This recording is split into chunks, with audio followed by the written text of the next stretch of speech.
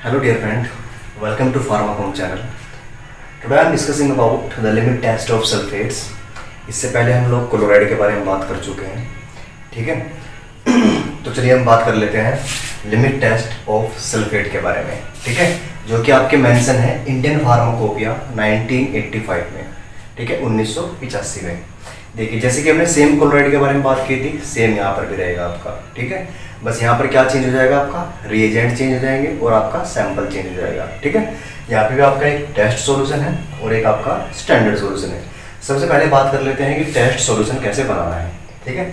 सबसे पहले आपको क्या करना है, सैंपल या सबस्टांस की एक स्पेसिफिक क्वांटिटी को लेकर उसको वाटर में डिसॉल्व कर लेना है, ठीक है। वाटर कैसा, डिस्टिल्ड वाटर, ठीक है।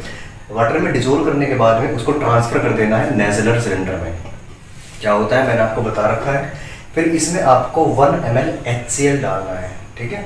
1 ml का डालना है, आपको हाइड्रोक्लोरिक एसिड डालना है। इसके बाद आपको इसकी वॉल्यूम 50 ml तक मेंटेन कर देनी है, समझ रहे हो। मेंटेन करने का मतलब क्या है, मान लेते हैं कि आपने 20 ml ऊपर क्या लिया, वाटर लिया, जिसमें आपने सैंपल को डिसॉल्व कर दिया, बचा कितना 30 ml, है ना। 1 ml आपने HCl डाल दिया तो 29 ml, ठीक है। 29 या 30 अप्रोक्सीमेटली सेम बात है। तो आप उसको 30 ml डाल के उसकी 50 ml वॉल्यूम मेंटेन करोगे, किससे, डिस्टिल्ड वाटर से। इसके बाद आपको इसके अंदर 1 ml बेरियम क्लोराइड का सॉल्यूशन डालना है, किसका, BaCl2 का। फिर इसको डालने के बाद में इसको अच्छे से स्टर करना है। स्टर करने के बाद इसको 5 मिनट के लिए रख देना है, ठीक है। सेम आपका क्या होगा, यहाँ पे स्टैंडर्ड सॉल्यूशन में आपको 2.5 ml ऑफ 0.01 नॉर्मल H2SO4, ठीक है, दिस इज द सैंपल। आपको सल्फ्यूरिक एसिड के 0.0 नॉर्मल कंसंट्रेशन का 2.5 ml सॉल्यूशन लेना है, जिसमें आपको 1 ml, जैसे कि यहाँ पे आपने 1 ml हाइड्रोक्लोरिक एसिड HCl डालना है और उसको नेजुलर सिलेंडर में रख देना है। H2SO4 यहाँ पे क्या है, आपका सैंपल है, स्टैंडर्ड सबस्टांस है। SO4 तो सल्फेट इसके अंदर प्रेजेंट है, सिंपल सी बात है। यहाँ पे आपका सैंपल कुछ भी हो सकता है जिसके अंदर सल्फेट ना प्रेजेंट हो, आपको पता करना है ना। ना प्रेजेंट का मतलब है आपको पता करना है उसके अंदर। इसके बाद अगेन आपको 50 ml तक वॉल्यूम मेंटेन कर देनी है एंड 1 ml आपको दोबारा से क्या करना है, बेरियम क्लोराइड का सॉल्यूशन डालना है। इसको स्टर करना है ग्लास रोड से और 5 मिनट के लिए रख देना है, ठीक है।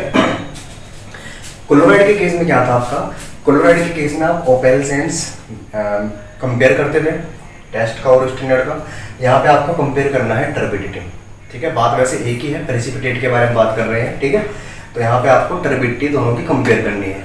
सल्फेट इसके अंदर है, स्टैंडर्ड के अंदर H2SO4 में है, तो टर्बिडिटी मतलब प्रेसिपिटेट बन जाएगा, ठीक है।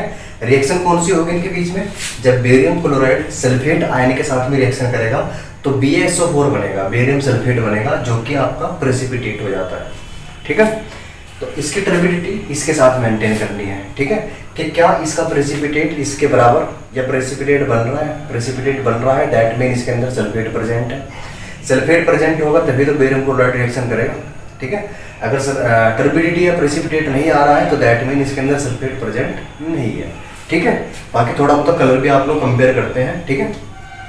यहाँ पे अगेन आपके कुछ रीजंस लिखे हैं, जैसे कि पहला रीजन आपका है एक्वस सॉल्यूशन क्यों यूज करते हैं। मैंने पहले भी बताया था कि अगर आप किसी भी सैंपल को एसिडिक या एल्केलाइन मीडियम में डिसॉल्व करते हैं तो उसके जो एनायंस हैं, उसके जो निगेटिव आयंस हैं, वो रिएक्शन कर सकते हैं, ठीक है, किसी भी एसिडिक आयन के साथ में या बेसिक आयन के साथ में। तो दैट मीन इसमें हमें तो एक्वस सॉल्यूशन, न्यूट्रल सॉल्यूशन करना पड़ता है, ताकि आपका जो आयन है रिस्पॉन्सिबल आयन है लिमिट टेस्ट के लिए, जैसे कि वहाँ पे Cl- था, यहाँ पे SO4- है, ये फ्रीली क्या हो सके, आपका फ्रीली मूव कर सके, ठीक है, ताकि आगे चल के आपके बेरियम क्लोराइड से रिएक्शन कर पाए।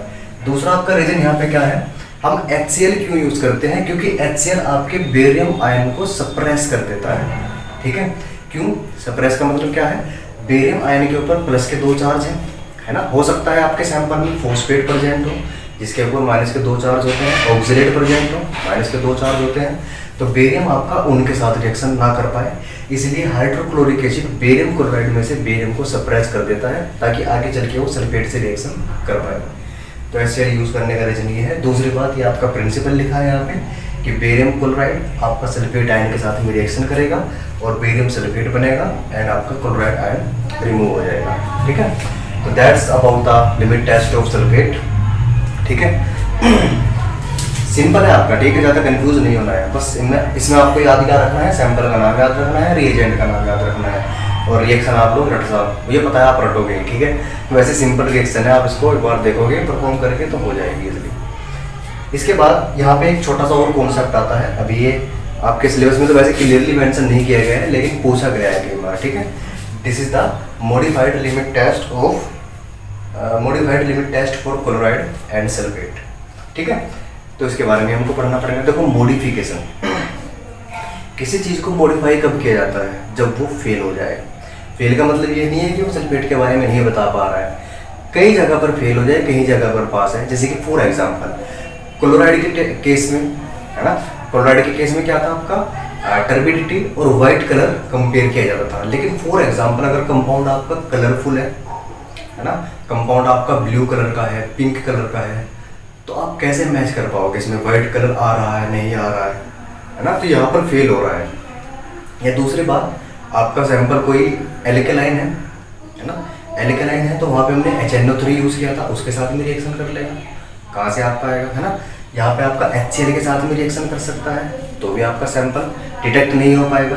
ठीक है, तो दैट मीन कुछ ऐसे कंपाउंड होते हैं जहाँ पर आपके limit test of sulphate and chloride fail हो जाते हैं, वहाँ पर हमने कुछ मॉडिफिकेशन की है ताकि उन कंपाउंड को भी कवर किया जा सके। कंपाउंड आपके कौन कौन से होते हैं, जैसे कि कलर्ड कंपाउंड, है ना, जिनके पास कलर होता है, जैसे कि आपका पोटेशियम परमैंगनेट, ठीक है, KMnO4।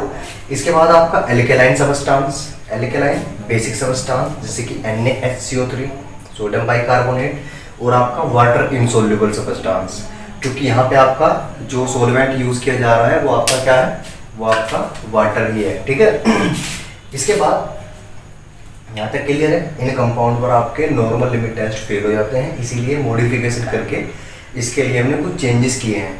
जैसे कि सबसे पहले बात, चलिए कुछ एग्जांपल की बात कर लेते हैं। जैसे कि सबसे पहले आपका जो है कलरफुल कंपाउंड, एक कलरफुल कंपाउंड का एग्जांपल लेते हैं। आपको पता है कि आपका एक कंपाउंड है पोटेशियम परमैंगनेट, जो कि आपका पिंक या वायलेट कलर में होता है। ठीक है, अगर फॉर एग्जांपल आपका प्रैक्टिकल में परफॉर्म किया जाए कि पोटेशियम परमैंगनेट में क्लोराइड पता करिए, है ना, तो क्लोराइड के लिमिट टेस्ट में तो वाइट ओपेल साइंस को कंपेयर किया जा रहा है, या आपका पिंक कलर का है, अगर वो पिंक कलर पहले ही दे देगा तो हाउ कैन यू कंपेयर। तो सबसे पहले क्या है, दिक्कत क्या है, कलर की है, तो आप कलर को गायब कर दीजिए। ठीक है, उसके लिए क्या करना है, आपको पोटेशियम परमैंगनेट की रिएक्शन करानी है इथेनॉल के साथ में। ठीक है, इथेनॉल के साथ में जैसे ही रिएक्शन करेगा ये आपका मैग्नीज डाइऑक्साइड में कन्वर्ट हो जाएगा, जो कि आपका एक कलरलेस कंपाउंड है। ठीक है, कलरलेस कंपाउंड है, और इससे आगे चल के आप लोग क्या कर सकते हैं, इसका लिमिट टेस्ट कर सकते हैं। यहाँ पे क्या होगा आपका, यहाँ पे आपकी एक रेडॉक्स रिएक्शन होंगे, रेडॉक्स मतलब रिडक्शन और ऑक्सीडेशन साथ साथ होंगे। आपका जो पोटेशियम परमैंगनेट है ये आपका ऑक्सीडाइजिंग एजेंट है, जो कि C2H5OH दैट मीन इथेनॉल को ऑक्सीडाइज कर देगा किसमें, एसिटाल्डिहाइड में, CH3CHO में, और आपका ये इसको रिड्यूस कर देगा, किसको, ये आपका क्या है, रिड्यूसिंग एजेंट है, तो ये पोटेशियम परमैंगनेट को रिड्यूस कर देगा आपके मैग्नीज डाइऑक्साइड में, जो कि आपका एक कलरलेस कंपाउंड है। फाइनली आपका जो टारगेट है इस कलर को रिमूव करने का वो आपने किया, और कलरलेस कंपाउंड में कन्वर्ट करके देन फर्दर आप इसके जो फिल्ट्रेट है इसका फर्दर आप लोग लिमिट टेस्ट परफॉर्म कर सकते हैं। ठीक है, तो जो कलर वाली दिक्कत थी वो आपकी रिमूव हो गई इस मॉडिफिकेशन के द्वारा।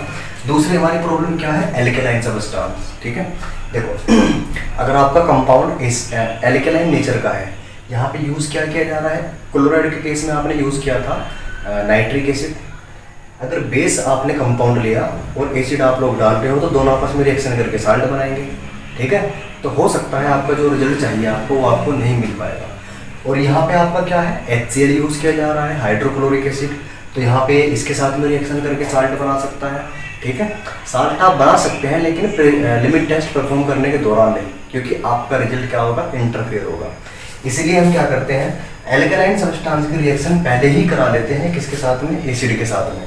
अगर आप क्लोराइड का लिमिट टेस्ट परफॉर्म कर रहे हैं तो HNO3 के साथ में करा दीजिए, और आपका कंपाउंड क्या बनेगा, sodium nitrate, NaNO2 carbon dioxide और आपका H2O।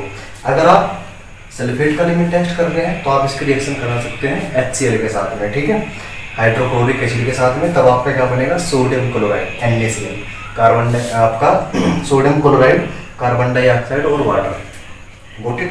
अब आपके पास में क्या है, ये दोनों कंपाउंड आपके न्यूट्रल है, ठीक है। अब अगर आगे चल के आप इनका लिमिट टेस्ट परफॉर्म करते हो, ठीक है, तो क्या होगा, तो आपका ये किसी भी अनवांटेड रिएक्शन को शो नहीं करेगा। अब देखो टेंशन नहीं लेनी है आपको कि इससे ये बना दिया, इससे ये बना दिया, तो लिमिट कैसे पता करेंगे। देखो ये बना तो इससे ही है ना, अगर इम्प्योरिटी यहाँ पे है तो आगे भी कैरी फॉरवर्ड होगी, अगर इम्प्योरिटी इसमें थी तो इसमें भी आएगी, क्योंकि बना तो इससे ही है ना, ठीक है। जैसे पीढ़ी दर पीढ़ी गुण अवगुण चलते हैं ना, माँ से बेटे में, बेटे से आगे फिर चल के, इसी तरीके से इम्प्योरिटी कैरी फॉरवर्ड हो रही है, अगर इसमें थी तो यहाँ पर भी होगी और आप उसको फाइंड आउट कर पाएंगे, ठीक है। एंड फाइनल पॉइंट आपका क्या है, वाटर इनसोल्यूबल सबस्टांस। सिंपल सी कॉमन सेंस लगाइए, कोई कंपाउंड है जो पानी में नहीं घुल पा रहा है तो उसको उस चीज़ में घोल दीजिए जिसमें वो घुलता है, ठीक है। और घोलने के बाद में आप उसको सॉल्यूशन बना के लिमिट टेस्ट परफॉर्म कर लीजिए, जैसे कि इथेनॉल में घोल दीजिए, ठीक है, क्लोरोफॉर्म में घोल दीजिए, ठीक है। आपका एक्वस सॉल्यूशन होना चाहिए, ठीक है। इस तरीके से आप लोग आगे चल के उसका लिमिट टेस्ट परफॉर्म कर पाएंगे, ठीक है। तो मॉडिफिकेशन में ज़्यादा कुछ नहीं है, 3-4 प्रॉब्लम थी, कलर कंपाउंड को लेके, एल्कलाइन सबस्टांस को लेके और वाटर इनसोल्यूबल सबस्टांस को लेके। इनको हमने रिमूव किया डिफरेंट तरीके से, ठीक है। कलरफुल कंपाउंड को कलरलेस में कन्वर्ट कर दीजिए, आगे चल के लिमिट टेस्ट परफॉर्म हो जाएगा। एल्कलाइन को न्यूट्रल में कन्वर्ट कर दीजिए, आपका लिमिट टेस्ट परफॉर्म हो जाएगा। वाटर इनसोल्यूबल को सोल्यूबल में कन्वर्ट कर दीजिए, उसमें जिसमें वो घुलता है, ठीक है, उस सॉल्वेंट में घोल दीजिए जिसमें वो अच्छे से घुल पाता है। तो इस तरीके से आप लोग इसका लिमिट टेस्ट परफॉर्म कर पाएंगे। आई होप आपको सल्फेट के लिमिट टेस्ट में और इसके मॉडिफिकेशन में या modified limit test for chloride and sulphate में आपको कोई दिक्कत नहीं आएगी। And if you feel any problem in this topic so please mention in the comment box, I will try to solve it. I think इसके revision की ज़रूरत नहीं है, आप इसको 1-2 बार वीडियो को देखेंगे तो क्लियर हो जाएगा। फिर भी अगर कोई दिक्कत आती है so please share with me and thank you so much.